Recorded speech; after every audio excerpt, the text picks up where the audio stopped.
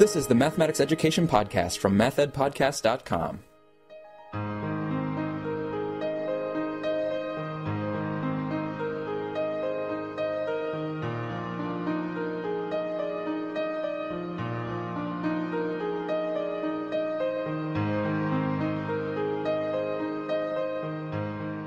Welcome to the Math Ed Podcast. My name is Sam Otten from the University of Missouri, and my guest today is Dr. Randy Phillip, who's a professor of mathematics education in the School of Teacher Education at San Diego State University. Thanks, Randy, for being here. Well, thank you for having me. We're going to be talking about some different aspects of Randy's work, and we're going to be focusing on his project called Integrating Mathematics and Pedagogy, the IMAP project. But before we get to IMAP, I want to back up and Randy, I was wondering if you could tell us a little bit about your dissertation and your grad school experience. I won't ask you to say what year that was, but... So, I remember deciding that I wanted to do math education and trying to narrow down where to go. And I remember reading some papers by Tom Carpenter and realizing that I really liked how he wrote and I liked the kinds of papers he wrote. Mm-hmm. And I think that was a major drive for me to think about going to Wisconsin. When I was in Wisconsin, I think I was considering studying teaching first. I found out that I was more likely to work with Tom if I studied learning. Mm-hmm. And so I had gone in with an interest in algebra, and so I stayed with the interest in algebra, and I actually did a study that looked at 7th grade students' understanding of variables. Okay. And it was a controlled treatment study. I had some groups. I taught some lessons, did some pre-post. It was somewhat traditional study. Mm-hmm. Probably, if I had it all to do over again, I would have been thinking more about a pre-CGI algebra world, because CGI and algebra merged, but probably 10 years after I did my study. And it wasn't because of me. It was Tom was working on that. But so I studied variables, and it was a wonderful time to be in graduate school. That was a great group of people at Wisconsin. Mm-hmm. And so you mentioned you had an initial interest in teaching, but then you did this work with learning and algebra. And I'm wondering, what are some of the other themes to your work that you've been able to pursue over the year? Did you get back to teaching, or did you stay with learning for a while? What were the different points that you hit on? Well, Sam, serendipity does play a role in careers. I ended up taking a job in a school of teacher education. And because of the nature of the work that I had, it became pretty clear to me pretty quickly that studying teaching would be a little bit more, well, I guess to say, it would be presentable to me more easily where I was working than studying learning. And then another opportunity arose where I was asked whether I wanted to be part of a project that was continuing. So I was continuing to work with the group at Wisconsin on extending children's thinking, CGI, to working with pre-service teachers. And so I leveraged that to work with elementary math methods courses, which I was already teaching. And I think that sort of brought me back to the world of teaching, or brought me to the world of teaching. Mm-hmm. And much of my career has been spent there, with children's thinking as a centerpiece to that. Okay. And so CGI initially was children's thinking, but it was brought to in-service teachers, and then the shift that you're talking about is now going to pre-service teachers? Well, the original CGI work was to share with practicing teachers mm-hmm. frameworks for how students thought about problems and the kinds of strategies that they used. Mm-hmm. And then they studied the effects of teachers learning about this. And this work has been, well, it's unfolded in many different directions, and there's lots of people who've carried on the CGI mantle and to rational numbers and to algebra now, etc. So at that time, Tom and Liz, I think, were asked by NSF in one of their proposals to consider studying the effects of sharing information about children's thinking with pre-service teachers. Who maybe don't have as many experiences with children That's directly. right. Yeah. So they went out, they didn't want to do that work, but they wanted to support it. So they invited 3 groups. So there was a group at the University of North Carolina, Greensboro, under George Bright and Nancy Back. There was a group at Queens College under Fran Curcio and Sidney Schwartz, and then Nadine Bazook, the late Barbara Armstrong, and I at San Diego State. So the 3 groups were all engaged in working with prospective elementary school teachers and trying to see how we could leverage children's thinking in supporting them in their math methods courses. Mm-hmm. And can you also say a little bit about your work on teacher beliefs? Because I know that's been quite a strong thread through your work. So I've been interested in teacher knowledge and teacher beliefs. I think that I came to those areas, I would say teacher knowledge sort of happened earlier, but while we were studying the prospective teachers, we were looking at their beliefs as well, because that was an important thing to look at. I think that the belief work really unfolded for me when we got to IMAP. Okay. And as you were continuing some of this work, you were recognized for your work by NSF, receiving an early award. I was wondering if you could say a little bit about that. So, back in the early 90s, I don't think they had the career grants. They had a National Science Foundation Young Investigator Awards. They also had Presidential Faculty Fellow Awards.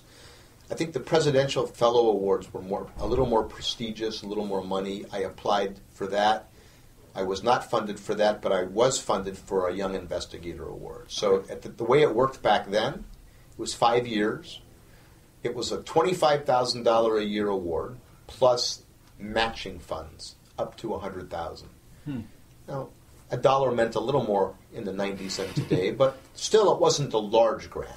And I was very interested then in continuing to think about content knowledge for elementary school teachers and how it played out.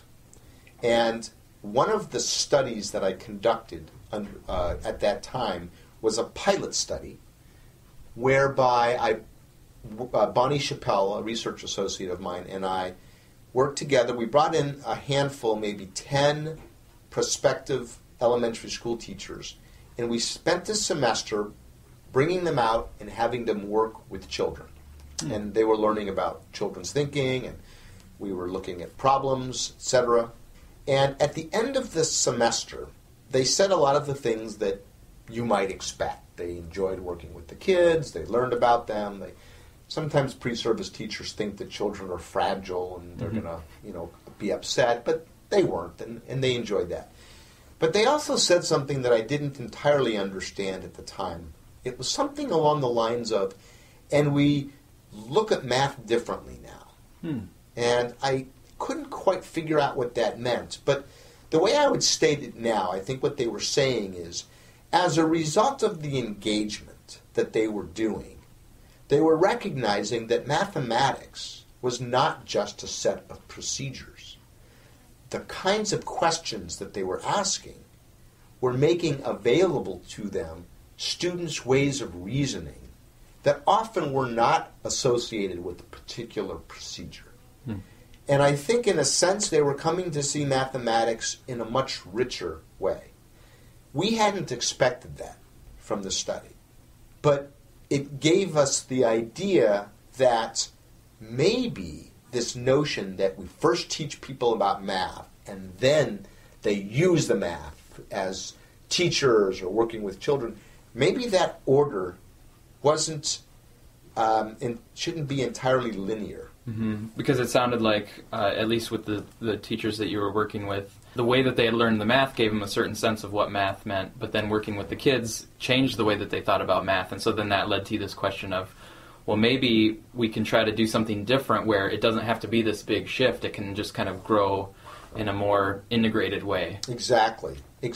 And so I remember I had some papers to write, and there was lots going on, and at the time the director of Crimsey was Judy Sauter, and there was a new a new call for proposals that came out. It was an Interagency Educational Research Institute, IERI, which was a combination of 3 institutions. It was NSF, it was DOE, and I think it was NIH. NIH, yeah. And she called 3 of the faculty in, or 3 came to this meeting. I think it was Joanne Lobato, Janet Bowers, and I.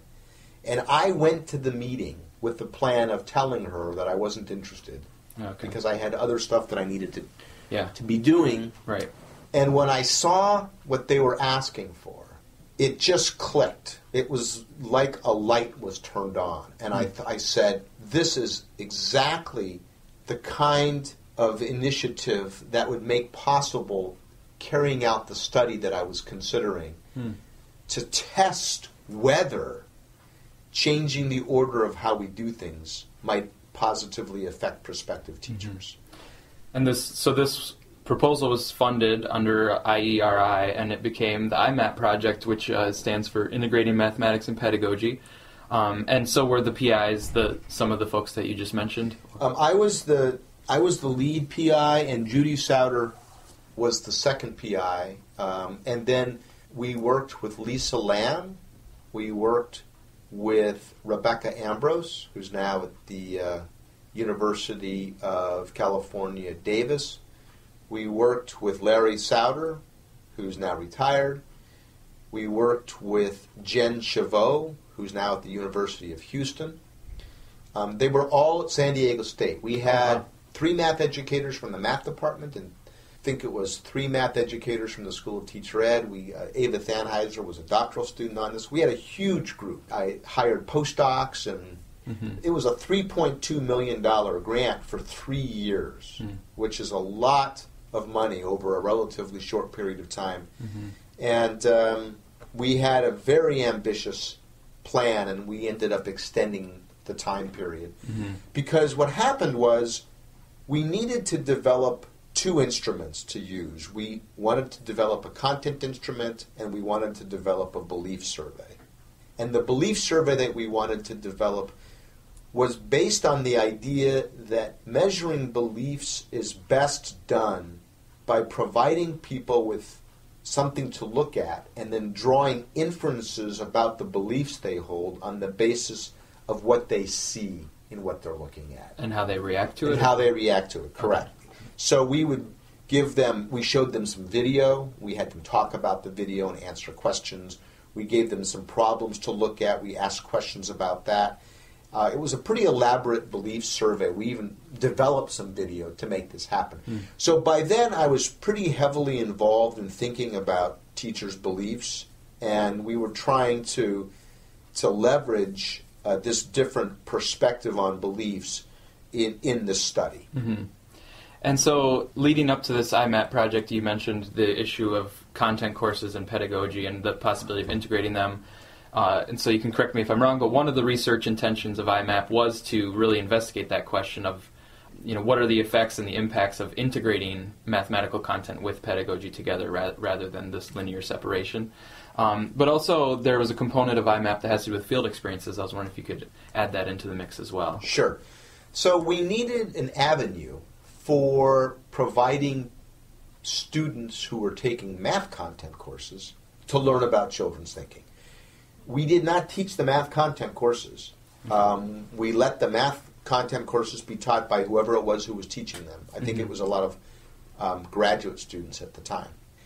So what we did was we created what we called it at the time a mathematical early field experience. But we created this experience whereby students would be working with children, and we actually developed 2 versions of it. We call one of them a video version and one of them a live version. And the live meant they were working with children, and the video version meant they were watching videos, but they weren't directly working with children. Okay. So we developed that as a kind of course that they took, and as a result of the study, San Diego State's Liberal Studies Coordinator was so taken by the results that she worked with us, and we developed a 1.5 unit half semester course that is called Children's Mathematical Thinking. And I think of it as a lab that people take along with the first mathematics course. Okay. And so you had the instruments that you developed, you had these experiences that you developed, and then you were really trying to answer the questions about what is the effect or the impact of those experiences on the prospective teacher's content and the prospective teacher's beliefs about mathematics and teaching mathematics? Correct. Okay. So I'm curious then about, what are some of the findings, some of the overarching findings that you'd say in response to those questions, or what are some of the products that have come out from IMAP? So the basic research result was that learning mathematics concurrently with learning about children's thinking both supported prospective teachers' understanding of mathematics, and it supported the development of their beliefs about mathematics, about teaching and learning mathematics. We also found that it didn't really make much difference in terms of our measures, whether they took the video version of the children's thinking course or the live version. As an aside, I think that there are some additional benefits that were accrued by them working with children that they didn't get just by watching video. But we didn't measure those in this study. Right, okay. We also had created 3 other groups. We had 5 treatment groups, or I guess 4 treatment groups and a control. One of the treatment groups was to send students out to a mathematical observation and reflection experience where they visited classrooms and they were responding to prompts and they were writing, but it wasn't guided in terms of what they saw about children's thinking. And we developed 2 more mathematical observation and reflection experiences. 2 of these mores, one with more traditional teachers and one with teachers who were selected because they were considered to be a little more, I'll use the term, reform-oriented. And then we had a control group, a group that did not have this experience. And all 5 of those groups were taking Math 210, and they were all mixed together in different classes. Okay. So it was a pretty carefully designed study. One of the interesting results that we got, in addition to what I mentioned, was that the beliefs of the students who were visiting traditional classrooms actually seemed to move in the wrong direction compared even to the control group. So in a sense, visiting traditional classrooms took them farther away from developing the kinds of beliefs about mathematics teaching and learning that I think our community would tend to embrace. That's not to say that early field experiences are a bad thing. I still think that there's magic when prospective teachers get to work with children. But it may not be the magic that the math ed community necessarily is aspiring to. Right. There's black magic out there as well. Well, I mean, there's a lot to be learned by working with children and about schools and teachers. And, and becoming an elementary school teacher is more than just teaching math. Right. Well, and I can imagine, having the opportunity for the prospective elementary school teachers to work with kids is great, but in order to get to those kids, a lot of times they have to go into a school building, and you get everything that comes along with the school building. That's right. You get the traditions of that teacher, that school, U.S. curriculum in general, just a whole lot of things that they're exposed to. I think one of the big lessons that came out of this study for me was that early field experiences probably need to be carefully designed if they're going to accomplish targeted goals. And if the targeted goal is developing particular beliefs and seeing particular experiences related to mathematics teaching and learning, they probably need to be developed pretty carefully. Because just sending students out to classrooms may do nothing more but to perpetuate the views that they already had. And so with videos, it gives you one opportunity to sort of tailor something and be a little bit more controlled about, it's not a field experience, but controlled about the kinds of things that your students see and then the way that you interpret and work around those things. Yeah, I would agree it's not a field experience, but it could be created into a kind of virtual field experience. And thinking along those lines, so IMAP has also produced some resources for the field through Pearson. So I was wondering if you could describe what IMAP has made available. So we basically now have two products. We have a CD that contains 25 video clips, all involving children solving problems. Most of them are individual children. There's one classroom clip, and there's I think a few with several children. Mm-hmm.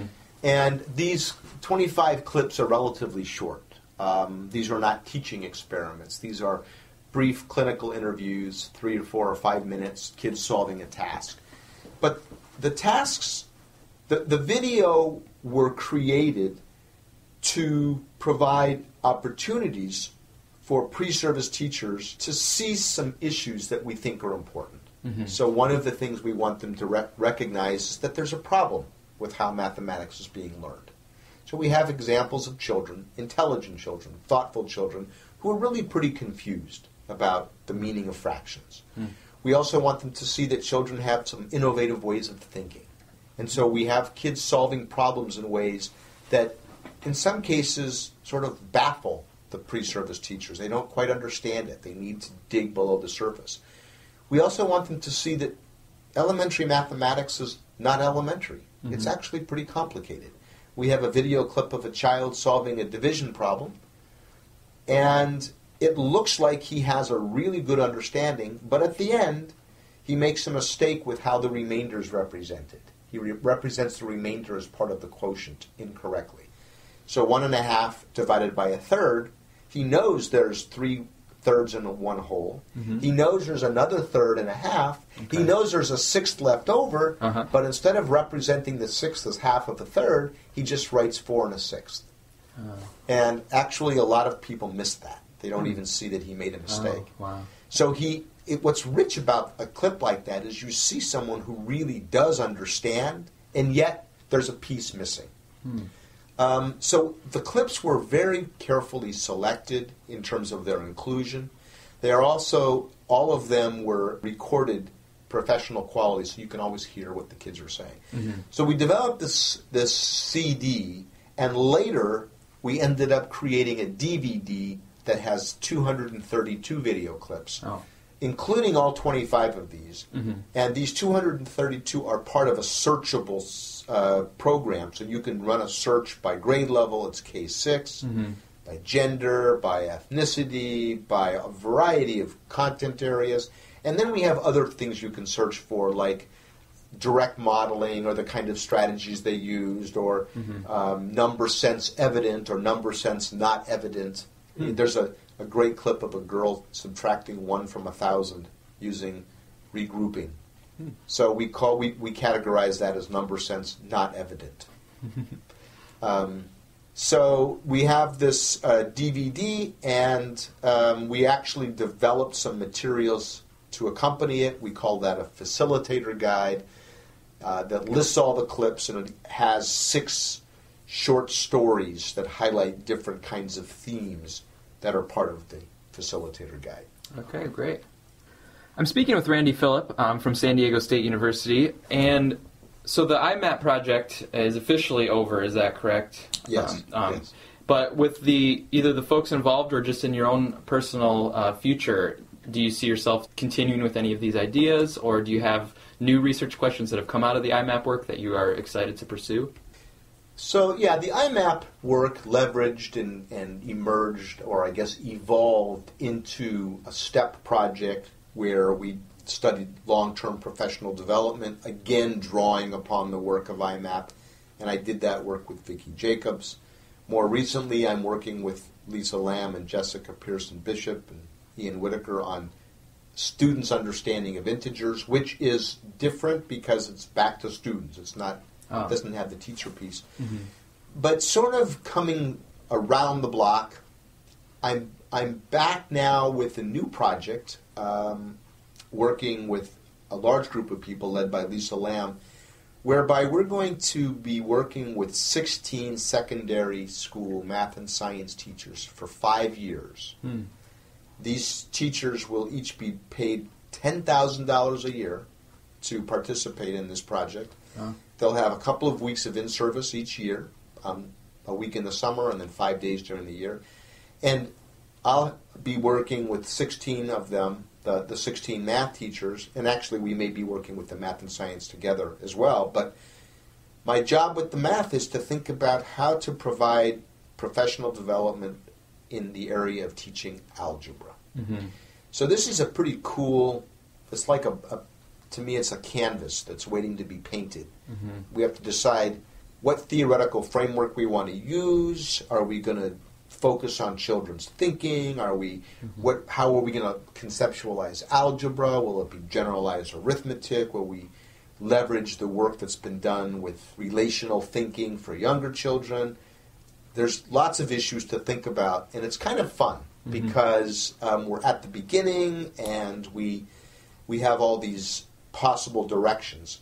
But one of the implications for IMAP, of course, is that I don't see the content separate from children's thinking, and I think that those will be leveraged together. But I do consider each of those important on their own. So I think how they think of the content is really going to be important, and how they think about children's thinking is also going to be very important. There's an old saying, teachers teach the way they were taught. But there's another saying, teachers teach what they know. And it seems to me that both are true, and helping them think differently about algebra will be part of the task. So I think video development is possible here. And that's exciting, because it may be that we can try to capture some rich clips that support us as we work with teachers and pre-service teachers in thinking about secondary mathematics. Mm-hmm. And so you talked about how it's exciting to have that 5-year canvas to work with, a lot different than a one-day professional development session. But I'm also wondering if you have particular questions that you have in mind that you're going to be able, research questions that you're going to be able to trace over those 5 years, in addition to the, experiences that you're going to be able to give in working with the teachers. There is a research component to the study, and the questions are getting sort of finalized and worked out in this process. But we're going to be interested in how the professional development unfolds and the kind of learning that takes place for the teachers. I think there may also be some possible questions around the community development, because there's going to be a lot of different kinds of issues. But we haven't worked them all out yet, so you may want to come back to me on that one. Oh, great. Be happy to do that. I'm speaking with Randy Phillip from San Diego State University, and I have one more question to ask you. We've looked over a lot of the aspects of your career thus far, and a little bit at your what you have coming next around the corner. But now I'm going to ask you to just imagine a different trajectory altogether. What would you see yourself doing if you weren't in the field of math education? So there was a point in my while I was teaching high school. After I served in the Peace Corps, and then I came back, and I was in teaching high school, and I was taking classes in graduate school, but I wasn't sure what direction to go. And I was considering two directions. One direction was math education, and the other direction was some kind of area of counseling. I sort of imagined myself working as a counseling psychologist. I was particularly interested in the relationship between cognition and affect. I understand that counseling often addresses issues related to feelings and emotions and experiences. But I also have always believed that the cognitive connections are interesting. Mandler's theory is a nice example. Mandler has a theory about how affect also often gets generated in math education, which is people hit roadblocks when they're solving problems. And it's not hitting a roadblock that causes frustration, it's how one interprets the roadblock. If you interpret the roadblock as, oh, see, I don't know how to do this, this is frustrating, one more negative experience. Why did my teacher give this problem? Right, exactly. Then that emotion can turn into an attitude that can be negative about math, and eventually can become ingrained as a belief even about oneself and mathematics. On the other hand, a person with the same understanding might hit that roadblock and say, oh, I like when this happens, because this is a challenge, and I like these kinds of challenges. They're kind of fun, and I know that this is where you learn.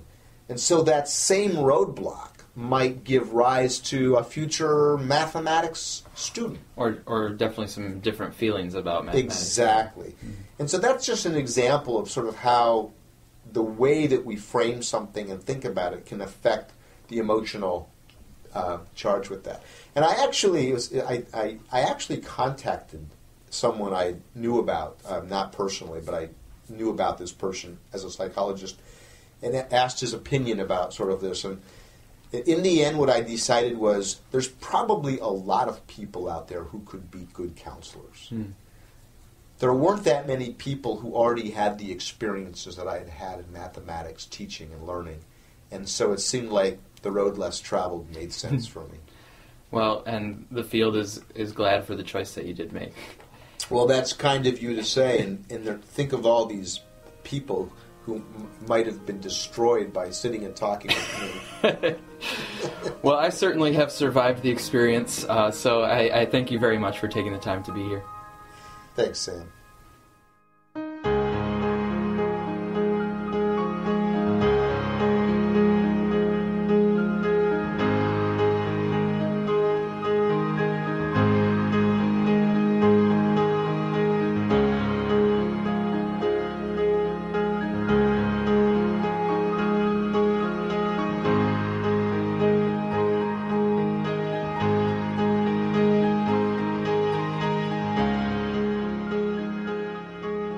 Thank you for listening to this episode of the Math Ed Podcast. If you'd like to support the podcast financially, please use the PayPal donation button at mathedpodcast.com.